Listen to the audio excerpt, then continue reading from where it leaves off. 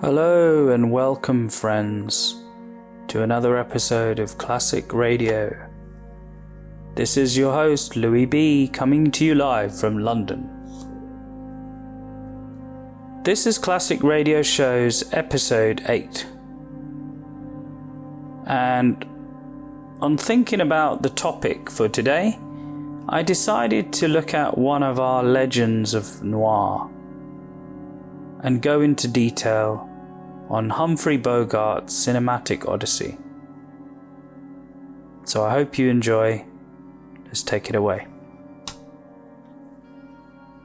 In the beginning, Humphrey de Forest Bogart is an icon whose mysterious presence would define an era of filmmaking.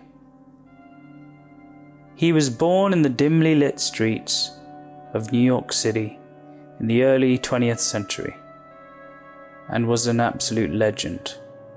Bogey was born in 1899 into a wealthy family, and his journey from a privileged background to the gritty allure of Hollywood was nothing short of cinematic narrative in and of itself.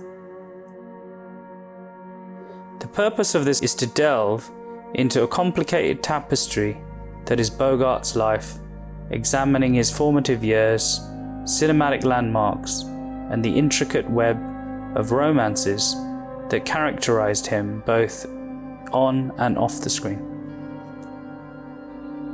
The formative years and early years of growth, Bogey's life was a constant of privilege, but also rebellion.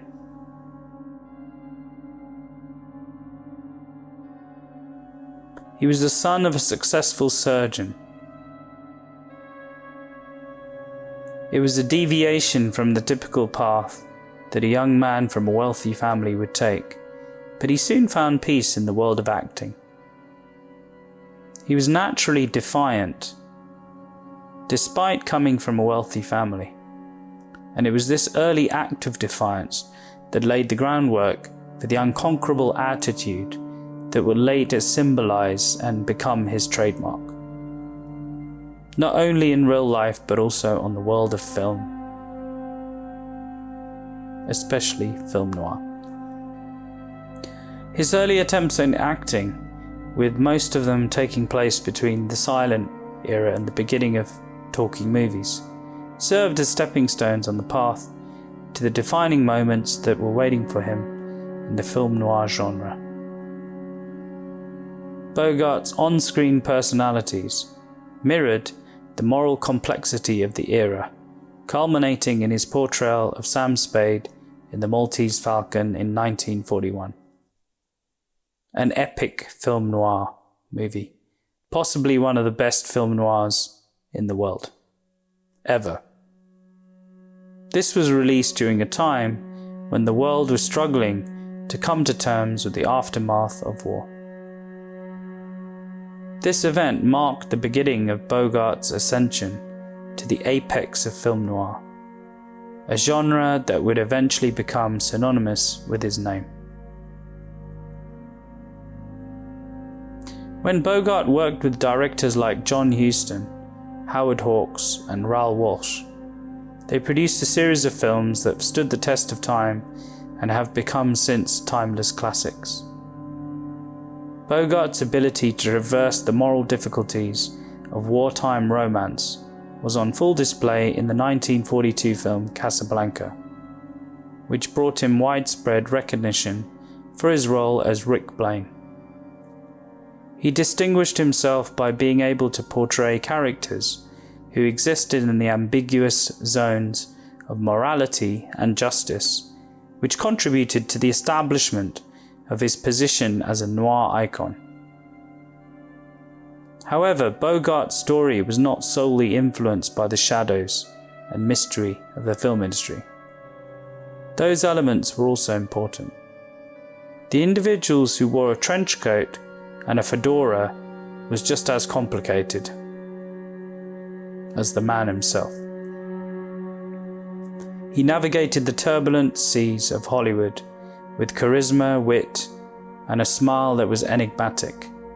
Bogart's relationships with leading ladies such as Bacall, Bergman, and Garland, became just as intriguing as the characters he portrayed, which provided dimensions to the narrative. His love entanglements, off-screen, gave layers to the narrative itself. Bogart and Bacall. This on-screen collaboration would go on to become the stuff of Hollywood mythology. To Have and Have Not, the movie in 1944, a film not only had a significant impact on the cinema industry, but also inspired their real-life romance, which was beginning of their partnership. Bacall's smoky voice and captivating presence were a perfect complement for Bogart's, which resulted in this relationship that went beyond the bounds of the frame. It was the off-screen romance between Bogart and Bacall that became a shining example of enduring love in the fleeting world of Hollywood. The on-screen heat quickly spilled over into the real world. After that, they worked together on a number of projects, one of which was entitled The Big Sleep in 1946, which further solidified their position as a power couple in Hollywood. Audiences were drawn into a world where love, danger, and undeniable chemistry united, thanks to the magnetic force that was created by the charisma of Bogart and the appeal of Bacall. In the vaults of Hollywood history, there are interviews with the pair. These interviews reveal glimpses into a beautiful love tale that has continued beyond the final credits. Flexibility and legacy. By expanding his filmography beyond the limits of noir, Bogart was able to incorporate a wide variety of film genres into his cinematic arsenal.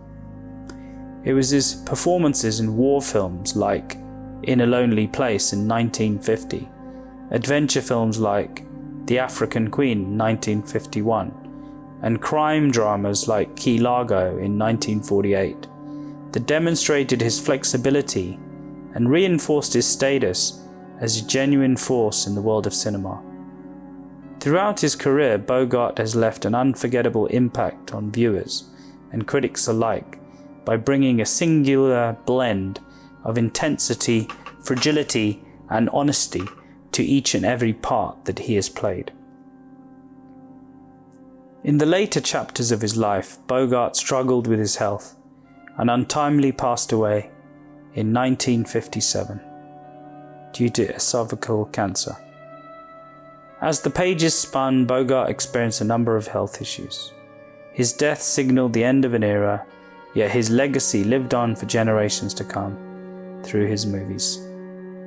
It is impossible to overstate the significance of Bogart's contribution to the film business, particularly in terms of defining and popularizing the film noir genre. The continuing fascination of his union with Bacall is a tribute to a love that transcended the traditions of Hollywood, and it resonated with audiences of all ages and all generations.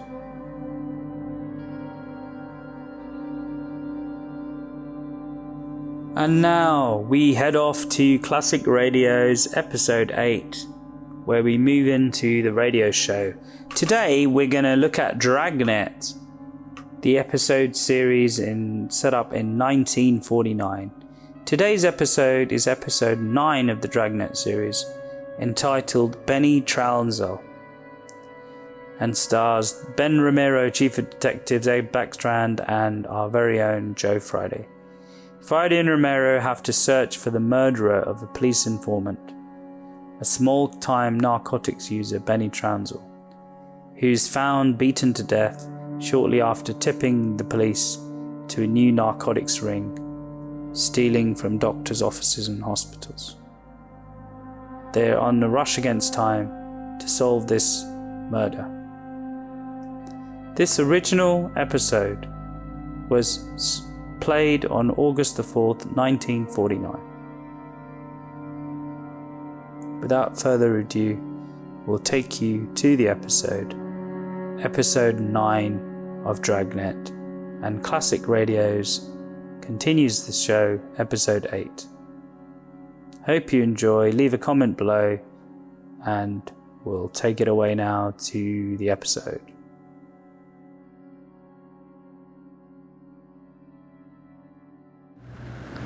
Here's another in NBC's great parade of new shows.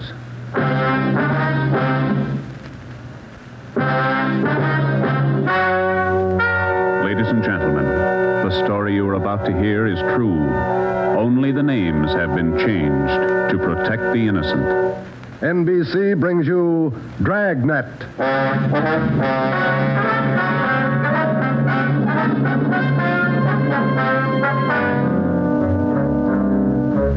You're a detective sergeant. You're assigned to narcotics detail.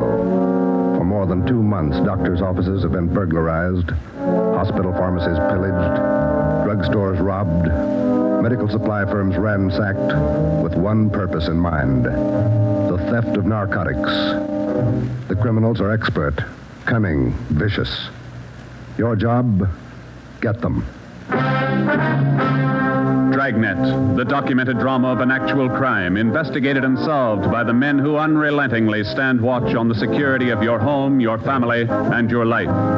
For the next 30 minutes, transcribed in cooperation with the Los Angeles Police Department, you will travel step by step on the side of the law through an actual case from official police files. From beginning to end, from crime to punishment, Dragnet is the story of your police force in action.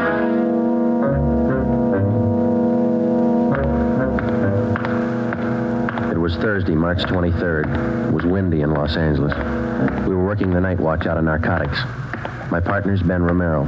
The boss is Ed Backstrand, chief of detectives. My name's Friday. I was on my way back from the record bureau, and it was 10:35 p.m. when I got to room 24, narcotics detail. Yeah, okay. Well, we'll be right over. Thank you. Get anything, Joe? Nothing we don't know already. How about you? That was the county hospital on the phone. Doc Welch. Pretty fair lead. I told him we'd be right over. What's he got? One of our informants, Benny Trounsel. Ready? Let's go. What's with Benny? It's bad shape. Somebody worked him over. They found him in an alley off of South Main. Yeah? Doc says Trounsel talked before he passed out. Anything good? He claimed he knows who's running the new dope racket in town. Says they got him. No, let's take the stairs here, huh? Why should they bother with small fry like Benny? That's what I'm wondering. Blackmail, maybe. Benny's still on the needle? Maybe that accounts for his story. Doc says his skull is fractured. Morphine doesn't do that to you. Yeah. Benny mention any names? I don't know. Doc didn't say. Here's the garage. Come on. When did they pick up Benny? About an hour ago. He had a pocket full of bundles on him. Heroin. Trounsel's small fry. He never had that much dope on him in his life. That's what makes it interesting. Let's go.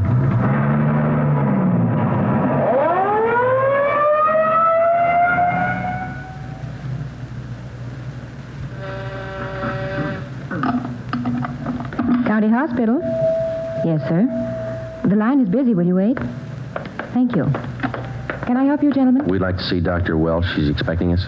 Your names, please? This is Sergeant Romero. My name's Friday, police officer. Oh, yes. Around the corner to your left, room 127. The doctor's waiting for you. Thank you. Come on, Ben. I hope Benny's still talking. We could sure use a lead. Yeah. Here it is.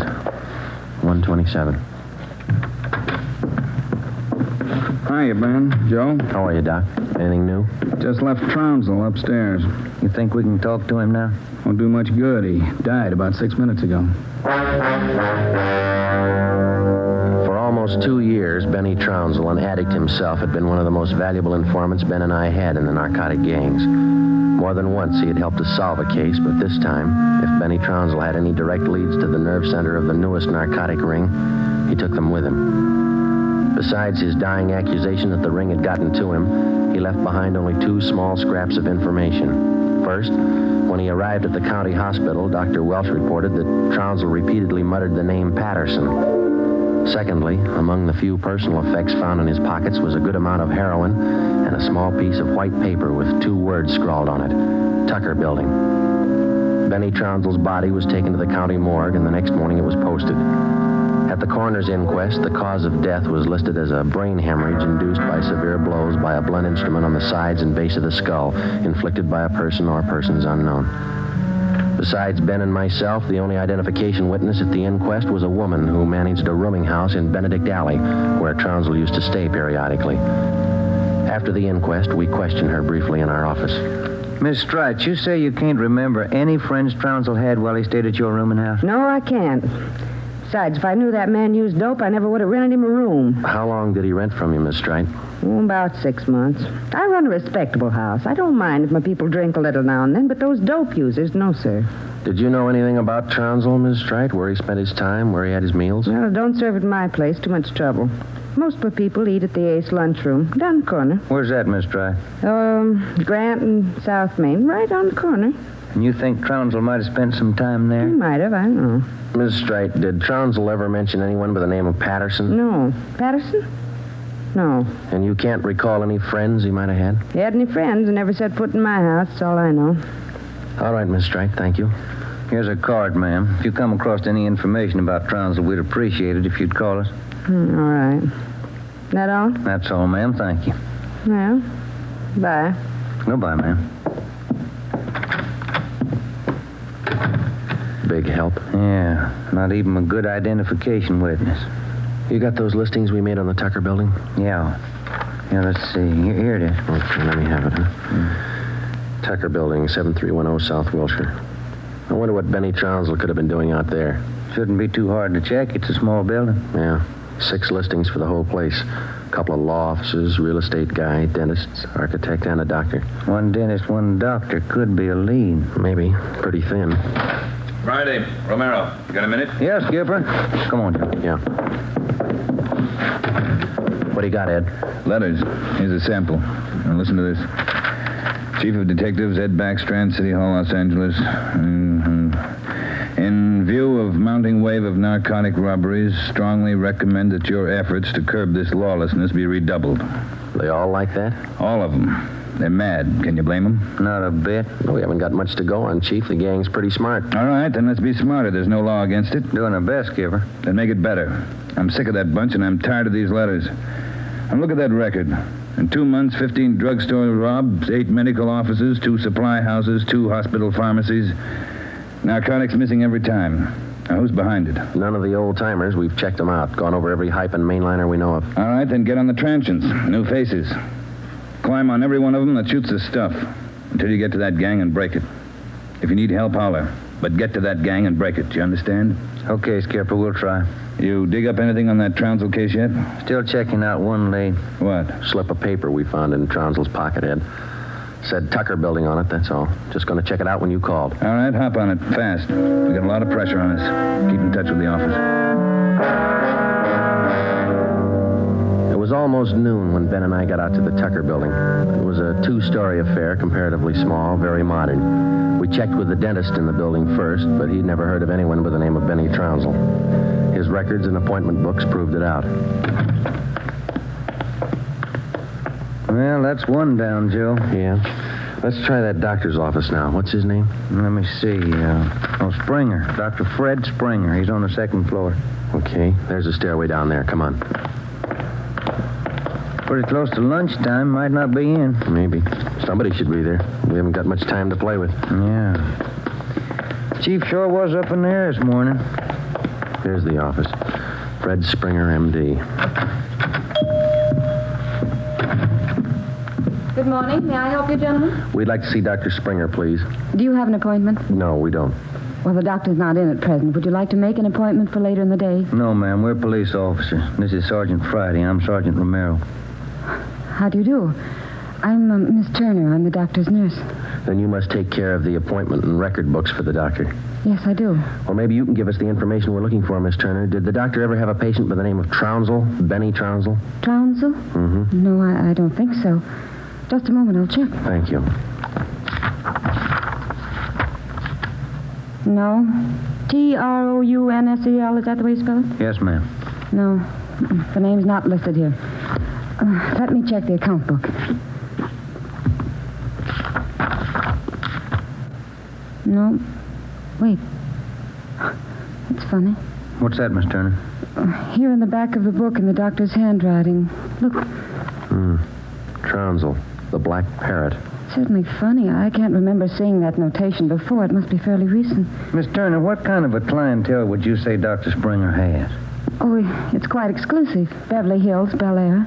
That's where most of the bills are mailed. Can you recall seeing Trounsel in the office here, Miss Turner? Small man, thin, walked with a kind of a limp, not very well dressed? No, I don't think so. Doesn't sound like any of our patients. Would you show us the doctor's prescription lists for the last 2 months? We'd like to check them. Well, I'm afraid I can't. Dr. Springer keeps them in the safe. He's the only one who has the combination. How long you been with Dr. Springer? About 10 months. Ever since he started his practice out here. Where was he before that? Philadelphia. I don't understand all these questions. Is anything the matter? Just a routine check, Miss Turner. When do you expect the doctor back? About 4 this afternoon. He's out making home calls. All right. Here's our card. Would you ask him to call us as soon as he comes in? I'll do that. Thank you, Miss Turner. Bye. Goodbye. Bye. Oh, say, Miss Turner, there's one more question. Yes? Does Dr. Springer have a patient by the name of Patterson? Oh, yes. One of the doctor's first patients, John Patterson. He lives out on East Beverly Drive. When we left Dr. Springer's office, we called R&I. There was no make on John Patterson. Ben and I drove over to see him just on a hunch. It didn't pay off right then, but it showed a little promise. When the maid came to the door of the Swank apartment, she told us Patterson was out for the day. We asked her about Patterson's occupation. She didn't know. We asked her about his friends, his business acquaintances. She could remember only 2 people visiting the apartment. One of them was Dr. Springer, apparently a constant visitor. The other, a tall, dark man who spoke bad English. We asked the maid how long she had worked for Patterson. She said ever since he moved to Los Angeles, about 6 months before. A few things started to fall into place, but it was strictly a guesswork operation. Ben and I got in the car and headed for the south end of the city to check out some of the places Benny Trounsel was supposed to have frequented. We met a stone wall. From the Ace lunchroom near Benny's former rooming house to the Black Parrot. No one was willing to talk. Threats didn't work, and neither did promises. Ben and I gave up for the moment and headed back to the office. Pacific Ambulance 1, call to Alhambra is now code 3. Seems like Skid Row doesn't want any part of this one. Yeah, there's a bad feeling. Something's got him scared. Sure would like to know what it is, or who it is. Yeah, I'd like to know Control the 1 answer to Unit that, too. 80K. Control 1 to Unit 80K. Us, Joe, get it, will you? I got it. 80K to Control 1. 80K to Control 1. Go ahead. 80K. Call station 2511, code 3. 80K to Control 1. Roger. KMA 367. Wonder what that's all about. Well, let's find out. There's a drugstore. They ought to have a phone. Pull over, huh? You got a nickel? Oh, yeah, sure. Thanks. I'll be back in a minute.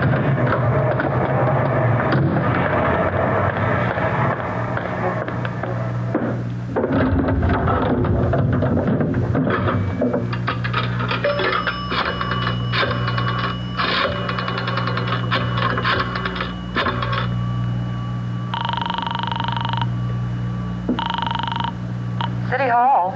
2511. Thank you. Chief of Detective's Office, Hannon. This is Friday, Mike. The chief there? Oh, yeah, just a minute.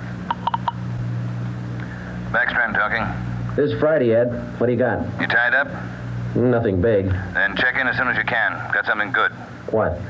You remember the stick-up at St. Agnes Hospital about a month ago? Pharmacy there? What about it? 2 patrolmen picked up a user down near Union Station about an hour and a half ago. Yeah? Guy was way back on his heels. He had 2 vials of morphine on him. Vials had serial numbers. Good. Did they match out? Perfectly. Thanks, Ed. We'll be right in.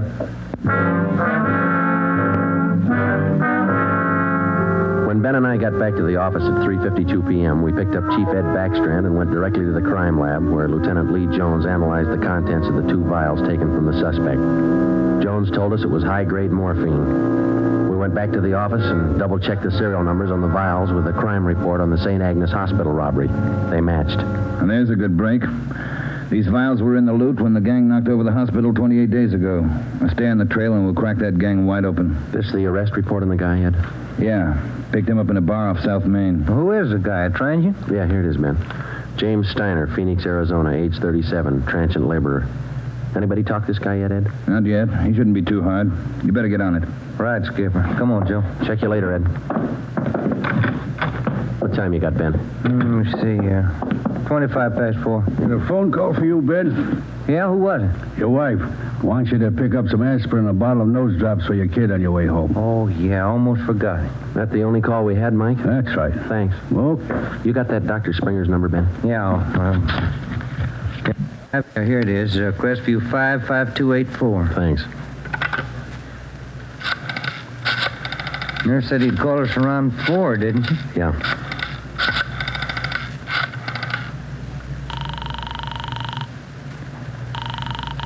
Dr. Springer's office? This is Sergeant Friday down at the police department. Dr. Springer there? Well, no, he isn't, Sergeant. He called in about 20 minutes ago, and I gave him your message. He said he'd call you. All right, Miss Turner. When he comes in, tell him to call us. Impress on him it's urgent. All right, Sergeant, I'll do that. Goodbye. Goodbye. No luck? I don't know. Just a hunch. He may be ducking us. Who are you calling now? State Medical Board. Maybe they can check us out on Dr. Springer. I put the call through to the State Medical Board and asked for a check on Dr. Fred Springer. They said they'd call back within the hour. In the meantime, we had James Steiner brought to one of the interrogation rooms for questioning. It was all talk. Oh, look, it's like I told the sergeant when they booked me. I don't know anything about this hospital job. Sit down, Steiner. Oh, all right, thanks. How long you been in the city, Steiner? L.A.? Oh, about a month. I came from Phoenix, looking for work. Things are pretty slow in Phoenix. Where'd you get the morphine? Huh? I said, where'd you get the morphine? The stuff? Oh, I bought it. Just for a pop now and then. I just play around with it. Just for kicks. Who'd you buy the vials from? Who? Oh, I don't know. A guy in a bar gave me a price. Which bar was that? Which bar? The Black Parrot. I'm not hooked. I just play around with it just for kicks. What did the guy look like, Steiner? What did he look like? I don't know. Tall, I guess. Would you remember him if you saw him again? Remember? Sure. I talked to him a couple of nights at the bar. Was he on the stuff? Was he a hype? A hype? Yeah, maybe. Tall fella, dark.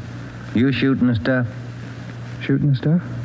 No, I'm no mainliner. I never took in the veins in my life. I told you I'd do it just for kicks, just to pop now and then. Take off your shirt. Let's see your arms. Huh? My arms? Come on, take it off. Who are you kidding, Steiner? Your arm looks like a pincushion. I told you just once in a while, just for the kicks. I'm not hooked on it. They found 2 vials of stolen morphine on you, Steiner. You can go 2 ways, hard or easy. Hard or easy? I told you I ain't done nothing. I bought the stuff. I use a cap or a bindle once in a while for kicks, but I'm not hooked. I bought the stuff, I tell you. Who was he, Steiner? Who sold it to you? Who? Oh, I told you. I met him in a bar, the Black Parrot. Who was he? He was tall. Dark. He gave me a good price. Come on, let's have it, Steiner. His name. I'm feeling sick. You got something for me? I'm sick. All right. Mike. Yeah, Joe? Get some milk. A couple of quarts right away. Okay, Joe. You ready to tell us, Steiner? Who was he? I'm sick. I'm sick. We're getting some milk for you now. Come on, you better talk. Max. That's all he said. Name was Max and gave me a good price. I only take a pop now and then just for kicks. You think you could point him out for us? Yeah, maybe. I'm sick. I'm sick. Narcotics, Romero. Hello. This is Dr. Springer calling. You wanted to talk to me. Yes, we did, Doctor. And we've got a few questions we'd like to ask you. Oh, hold on just a minute, will you? It's Dr. Springer, Joe. All right, tell him we got to see him tonight. We'll call him back later. Dr. Springer? Yes? Sorry, Doctor. We'll have to see you later on tonight. You be at home? Well, I have an appointment this evening. Would you mind telling me what this is all about? Sure, Doctor. It's about a man named Benny Trounsel.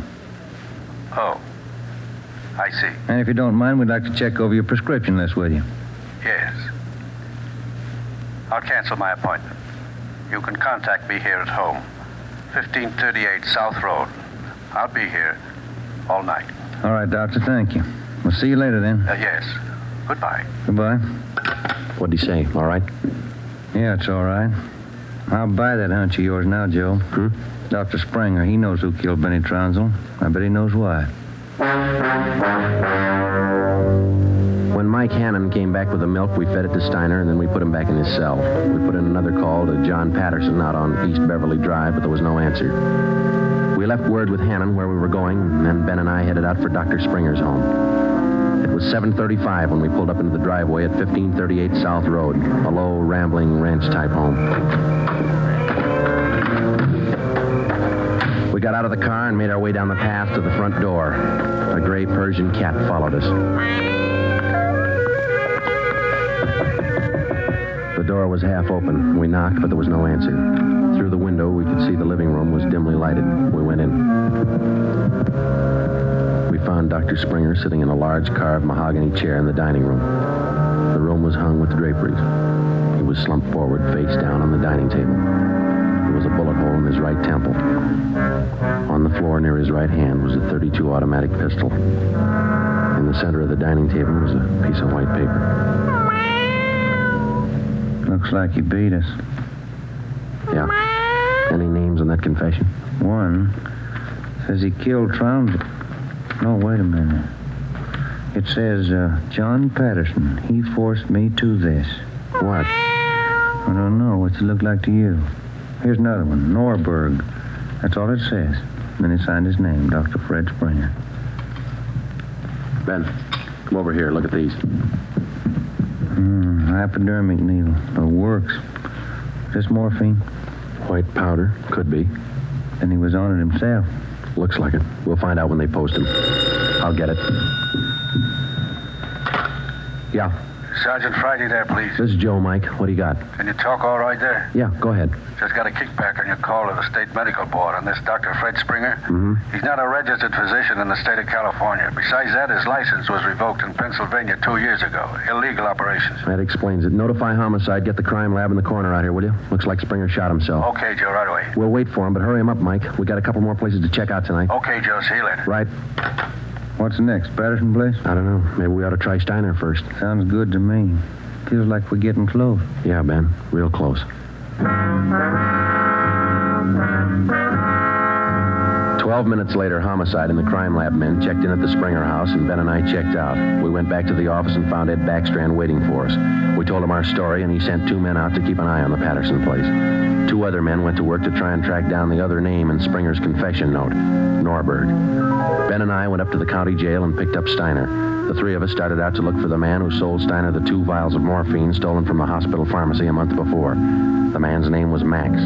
He was tall and dark. That was all we knew. The rest of it was up to Steiner.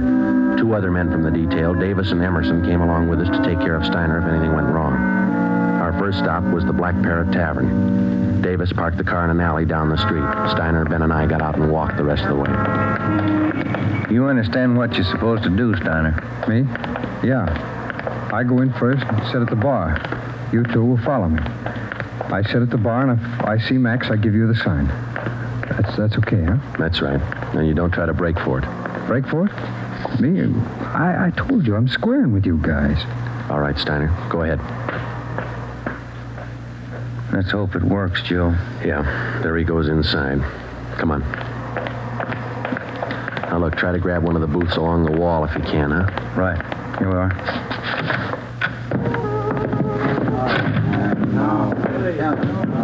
The first booth, Ben, it's empty. Yeah. Fellas left to order at the bar. Waitress got a night off. Make it a couple of beers, will you? Couple of beers? Okay. Joe. Joe, look at Steiner. Yeah, he's signaling. Must mean the guy putting on his coat over there. No, hold it, Ben. Wait till he gets past us.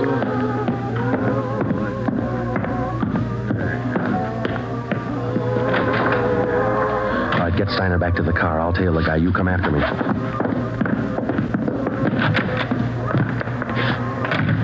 I didn't know how right Steiner was or how much we could trust him.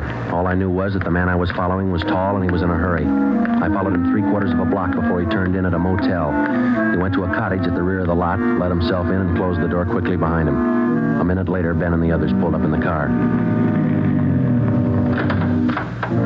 Got him staked out, Joe. Steiner says that was Max. Let's make sure. Come on. Which one's he in? The one down at the end here. Now be careful. You too. All right, here we are. Wait a minute right there.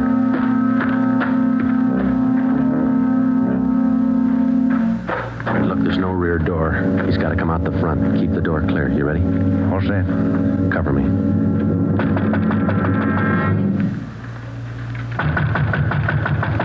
Open up in there. Who is it? Police officers, open up. Just a minute. All right, Ben, give it back to him. Stop! Don't shoot! We'll come out! All right, throw your guns out first, then come out with your hands behind your head and make it fast. Watch it, Benny's making a break. All right, mister, that's far enough. Get out of my way. Get out of Get him, Ben. That's good, Ben. You all right? Yeah. He didn't mean it, Copper. He didn't mean it. He didn't know what he was doing. Well, that must be a good excuse, lady. A lot of people use it. Come on, Ben. Let's take him in.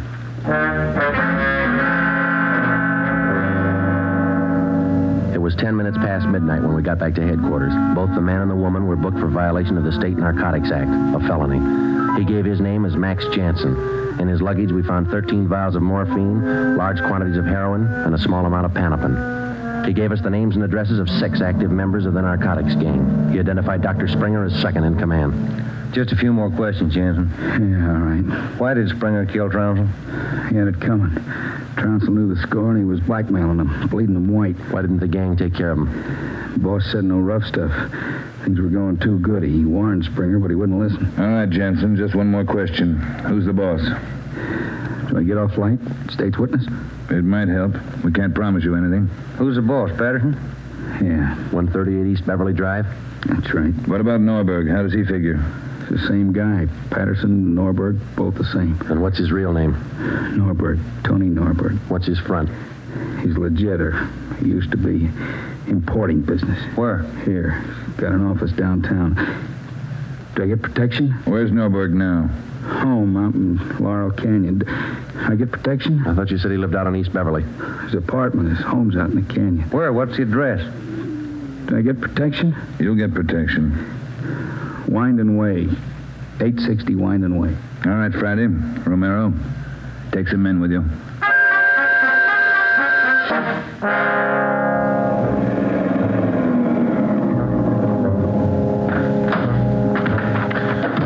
Davis, cover the back of the house. Levine, you cover the front. Come on, Ben.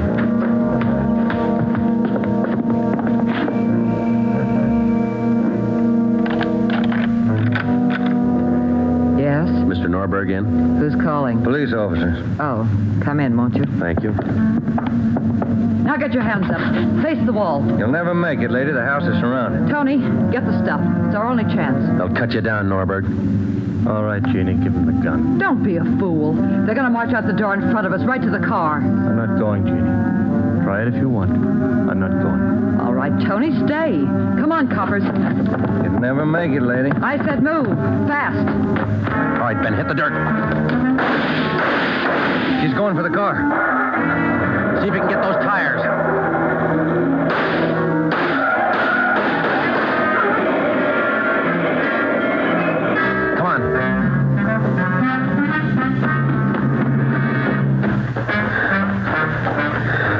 Dead?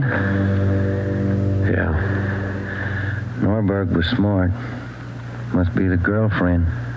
Guess so. Wonder why they start. Why do they get on the stuff, Joe? For kicks, Ben. None of them ever get hooked. Just for kicks.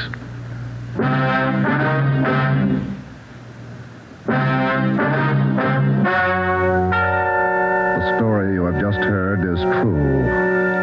Only the names were changed to protect the innocent. Tony Norberg, alias John Patterson, was tried and convicted for possession of narcotics, robbery, and conspiracy, and was sentenced to the maximum term prescribed by law, each count to run consecutively. He died 3 years and 11 days after his arrival at the state penitentiary.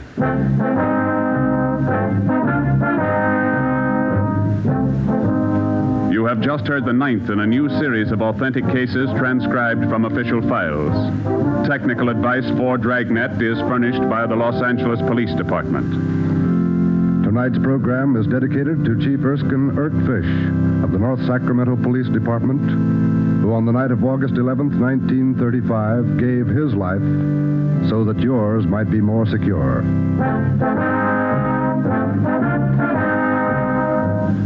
Dragnet came to you from Los Angeles. This is NBC, the national broadcasting company.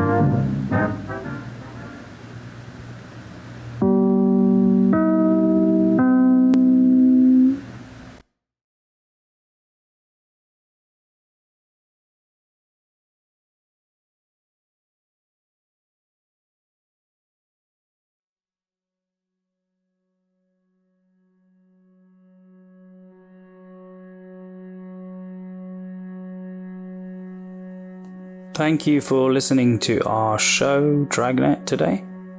The case of Benny Trounsel. And let's go back to closing off our piece on Humphrey Bogart. Hope you enjoy.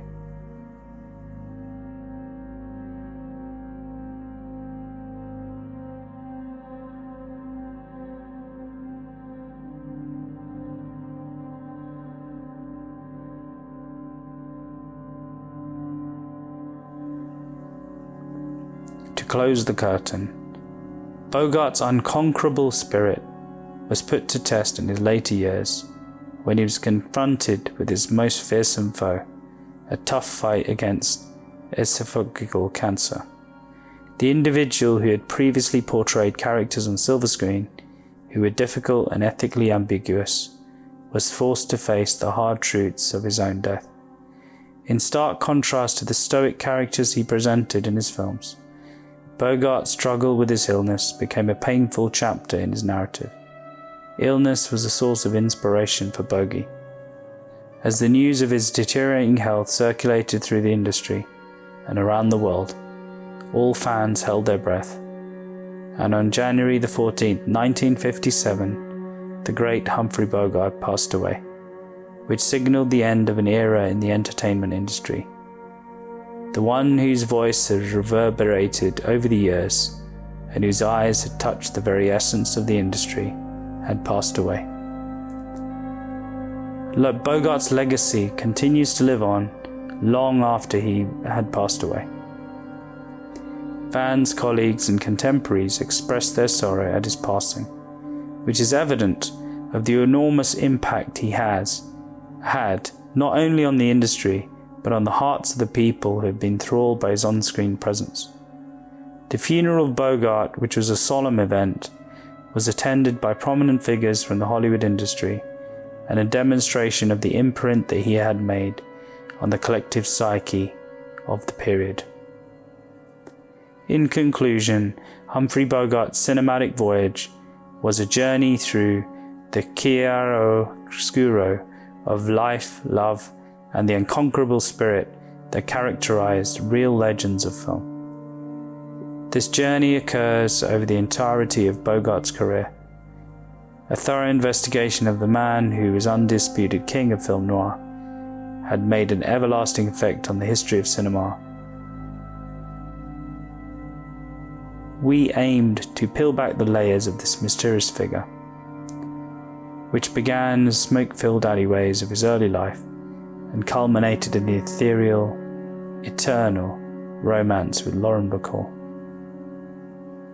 Bogey's life unfolds itself like a classic noir story, full of mystery, passion, and enduring legacy that continues to captivate audiences all around the world, long, long after the final curtain has dropped. We hope you enjoyed today's episode. Thank you for watching. If you haven't liked and subscribed, please do, and leave a comment below, and we'll see you on the next episode. Thanks for your support, and it's bye from Louie and the team. Take care of yourselves until the next time, my friends. Good night.